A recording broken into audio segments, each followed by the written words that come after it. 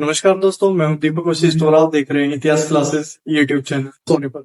दोस्तों, हमने अपने सिलेबस में काफी टॉपिक्स के बारे में बात की है। सबसे पहले हमने शब्दावलियों को कंप्लीट किया है। शब्दावलियों के बाद हमने स्रोतों को कंप्लीट कर लिया है।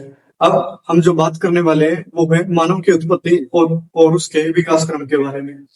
आज की क्लास जो रहेगी हमारी ये वाला जो टॉपिक है लगभग 4 से 5 क्लासेस में कंप्लीट होगा। चलिए शुरू करते हैं आज के अपने इस टॉपिक के बारे में जानते हैं। माना जाता है कि पृथ्वी की उत्पत्ति जो है 5 लाख अरब वर्ष पूर्व हुई थी। इसमें हम देखते हैं कि उस समय जो इसके बारे में कहा जाता है कि यह केवल एक धधकता हुआ आग का गोला था। ठीक है, समय के साथ परिवर्तन ऐसा आया कि हिमयुग की शुरुआत हुई और हिमयुग के कारण क्या हुआ, यहाँ पर जलवायु में इतना परिवर्तन आया कि पेड़ पौधे जीव जंतु आदि का विकास देखने को हमें मिला। ठीक है, इसमें हिमयुग से परिवर्तन हुआ और यहाँ अनेक जीव जंतु व पेड़ पौधे आदि विकसित हुए या फिर हो पाए। मानव के उद्भव और विकास संबंधी सिद्धांत, हम सिद्धांतों के बारे में जानेंगे कि जो मानव के उद्भव और विकास के लिए माने जाते हैं। वो प्राय मुख्य दो माने जाते हैं, दो देखने को मिलते हैं। पहला है एकात्मक उद्गम सिद्धांत और दूसरा है समांतर उद्गम सिद्धांत। पहले में माना जाता है कि मानव की जो उत्पत्ति है वो मूलतः अफ्रीका में होमो इरेक्टस से हुई और बाद में ये अन्य स्थानों पर फैले गए। मतलब क्या है इसका, कि जो होमो इरेक्टस है वो पहले अफ्रीका में हुआ या फिर उसकी उत्पत्ति अफ्रीका में हुई और बाद में वो जो है समय के साथ साथ अलग अलग स्थानों पर फैले। दूसरा जो है समांतर उद्गम सिद्धांत, ये मानता है कि इसमें माना जाता है मानव का विकास एक ही समय पर अलग अलग क्षेत्रों में होमो इरेक्टस आबादी के समांतर हुआ है। ठीक है, जब होमो इरेक्टस अफ्रीका में थी उसी समय पर अलग अलग स्थानों पर भी इनका विकास देखा गया है। ठीक है, साधारण तौर पर मानव विकास के 4 मुख्य चरण या फिर घटक कह सकते हैं माने जाते हैं। पहला ऑस्ट्रेलोपिथेकस, दूसरा होमो इरेक्टस, तीसरा होमो सेपियंस, चौथा होमो सेपियन सेपियंस। ठीक है, इनके ये वैज्ञानिक नाम दिए गए हैं। इसमें अफ्रीकेनस इसको बोला जाता है ऑस्ट्रेलोपिथेकस को, होमो इरेक्टस को पिथिकेंथ्रोपस और होमो सेपियंस को निएंडरथल और होमो सेपियन सेपियंस को क्रो-मैग्नन बोला जाता है। ठीक है, इसके बाद हम बात करेंगे जो हमारा ये पॉइंट रहता है मानव की उत्पत्ति जो है टर्शियरी युग में प्लायोसीन काल में मानी जाती है। ये था क्या, टर्शियरी युग। अगर हम हिंदी में देखें तो ये तृतीय युग के नाम से जाना जाता है। यह माना जाता है कि जो हिमालय है, हिमालय श्रृंखलाओं की उत्पत्ति या फिर बनने का जो काल था वो क्या कहलाया था, टर्शियरी युग कहलाया था। ठीक है, इसमें हम एक चीज देखते हैं, क्या 66 मिलियन से 2.5 मिलियन वर्ष पूर्व तक का यह भूवैज्ञानिक काल था। ठीक है, इसमें 5 विभाजन भी किए गए हैं काल के। फिर हम देखते हैं कि ये डायनासोर की विलुप्ति का समय था और जो पक्षी हैं उनके उद्भव और विकास का ये समय माना जाता है। ठीक है, इस समय क्या हुआ था, जो डायनासोर थे वो विलुप्ति की कगार पर थे या फिर विलुप्त होने लगे थे या हो चुके थे। और फिर क्या था, जितने भी स्तनपायी जीव है उनका विकास तेज हो गया था। ठीक है, फिर हम बात करते हैं मानव का विकास प्राइमेट वर्ग द्वारा समझ सकते हैं। ठीक है, इसमें क्या क्या आते हैं प्राइमेट वर्ग में, कपी, वानर, लंगूर, गोरिल्ला, चिंपैंजी, ओरंगुटन अथवा चुचुंदर आदि।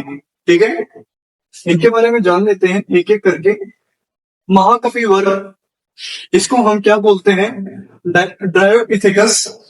इसके बारे में क्या कहा गया है, यह वानर जैसा दिखने वाले विलुप्त जीव की प्रजाति है। मतलब यह बंदर जैसे दिखते थे और ये प्रजाति क्या हो चुकी है, विलुप्त हो चुकी है। ठीक है, यही मानव के क्रमिक जैविक विकास के चरण का प्रतिनिधित्व करता है। मतलब सबसे पहला जो हम कह सकते हैं कि जीव देखने को मिलता है जो मानव जैसा रहा है वो कौन सा है, वो है ड्रायोपिथेकस।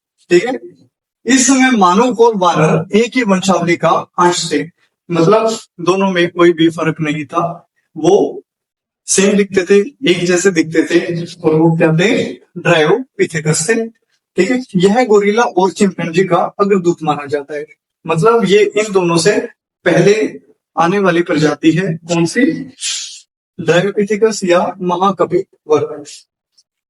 हम बात करते हैं दूसरा रामापिथेकस की। यह अगर हम देखें, पहला जीवाश्म 1932 में उत्तर पश्चिम भारत की शिवालिक पहाड़ियों में मिला था।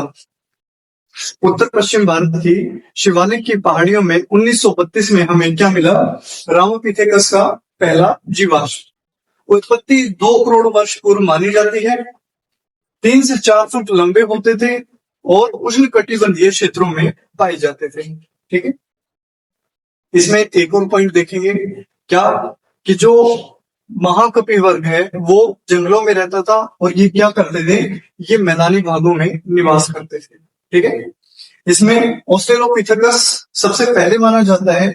इसके पहले सबसे पहले जो जीवाश्म हमें देखने को मिले वो रेमंड रोड द्वारा दक्षिणी अफ्रीका के टाउन क्षेत्र से 1924 ईस्वी में चूने की खान से प्राप्त किए गए थे। ठीक है, सबसे पहले जो हमें इसके साक्ष्य देखने को मिले या फिर इसके अवशेष देखने को मिले वो इसके द्वारा दिखाए गए, वो रेमंड रोड द्वारा दक्षिण अफ्रीका के टाउन क्षेत्र से 1924 में चूने की खान से प्राप्त किए गए हैं। ठीक है, फिर हम बात करते हैं, यह एक जबड़े सहित जो दूध पीता हुआ बच्चा है उसका कंकाल मिला है, या फिर कह सकते हैं कि उसका कपाल मिला है।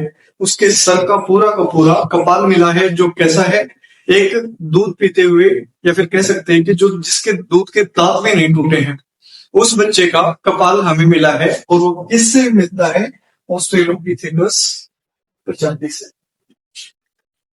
एक मादा कंकाल जो 1974 में इथियोपिया से खोजा गया और उसे एक उपनाम भी दिया गया, जो क्या था? लूसी। ठीक है, जो हमें इथियोपिया से देखने को मिला कंकाल, वो उसको नाम क्या दिया गया? वो एक मादा कंकाल था, उसको लूसी नाम दिया गया। फिर हम बात करते हैं, इसे मानव का आदि पूर्वज भी कहा जाता है। किसे? ऑस्ट्रेलोपिथेकस को। ठीक है, रीजन क्या उसके पीछे? मानव विकास की निरंतरता के कारण। मतलब मानव का जो विकास होता रहा है वो किसी भी रूप में क्यों ना हो, चाहे उसके शारीरिक रूप में या उसके मानसिक रूप में, इसीलिए क्या कहा गया? इसको आदि पूर्वज कहा गया है। किसका? मानव का। फिर हम बात करते हैं होमो हैबिलिस की। होमो हैबिलिस, इसका अर्थ क्या है? इसका अर्थ है सीधा सा हैंडीमैन, जो अपने हाथ का प्रयोग करने लगा था कार्यों के लिए। ठीक है, 28 लाख से 14 लाख वर्ष पूर्व होलोसीन युग के अंत और प्लीस्टोन युग के आरंभ में या फिर प्रारंभ में विकसित हुआ था। कौन? Homo habilis. ठीक है, यह जो मानव की प्रजाति है 28 लाख से 14 लाख वर्ष पूर्व हमें देखने को मिलती है। इसकी उत्पत्ति स्थान दक्षिण और पूर्वी अफ्रीका माना जाता है। इसमें पहला जीवाश्म 1960 में प्राप्त हुआ तंजानिया के ओल्डुई या फिर ओल्डुवई गाज में। ये कहां पर स्थित है? पूर्वी अफ्रीका में। ठीक है, फिर इसके बाद हम बात करते हैं मैरीलिके और लुई द्वारा इस स्थान पर हड्डियों के साथ पत्थर से बने औजार भी मिले हैं।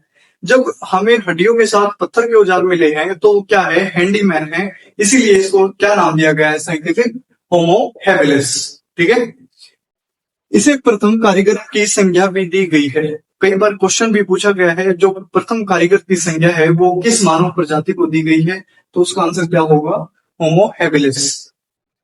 फिर हम बात करते हैं, इनका औजारों के साथ संबंध होने के कारण इसे होमो हैबिलिस कहा गया। और इसका अर्थ क्या है? हैंडीमैन।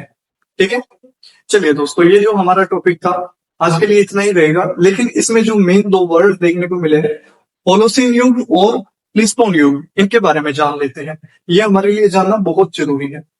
सबसे पहले हम बात करें होलोसीन युग की। यह वर्तमान भूवैज्ञानिक युग है जो हिमयुग के बाद शुरू हुआ था। ठीक है, इसमें क्या हुआ था? यह लगभग 1200 वर्ष पूर्व अंतिम एवं प्रमुख हिमयुग से शुरू हुआ था। यह गर्म और स्थिर जलवायु का दौर था। मतलब इसी समय क्या हुआ था, जो हमारी आज के समय में जलवायु है वो स्थिर हुई थी। नहीं तो पहले क्या था, एक दगड़ता हुआ आग का गोला थी पृथ्वी। उसके बाद क्या हुआ, एक हिमयुग की शुरुआत हुई। हिमयुग में भी पहले पूरा का पूरा जो है हिम से ढका हुआ कह सकते हैं पृथ्वी को। लेकिन साथ साथ क्या हुआ कि ऐसा परिवर्तन आया जलवायु में कि वो बर्फ पिघलने लगी और क्या हुआ, पेड़ पौधों का, जीव जंतुओं का विकास हुआ। यह तब से आज तक जारी माना जाता है। ठीक है। इसमें क्या था कि ग्लेशियर बने हुए थे। ग्लेशियर काफी बड़े बड़े थे जो कि पूरी की पूरी पृथ्वी को एक उत्तरी छोर से कवर कर रहे थे। फिर हम प्लीस्टोन युग की बात करते हैं। प्लीस्टोन युग में यह महान हिमयुग के नाम से जाना जाता है। 26 लाख से 11,700 वर्ष पूर्व समय इसका माना जाता है। ठीक है।